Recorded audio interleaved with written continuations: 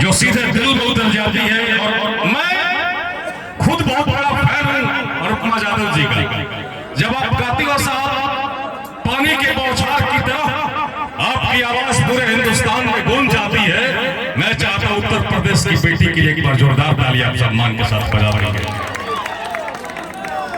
आज बरसों की ये मुलाकात तमाम गायक कलाकारों के साथ।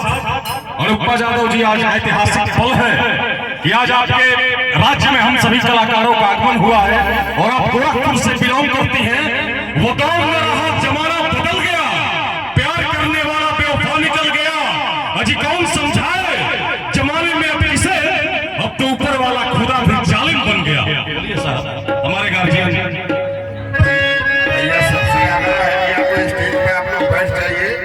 नहीं तो नीचे उतर जाइए। नम्र निवेदन है भाई साहब आप लोगों से।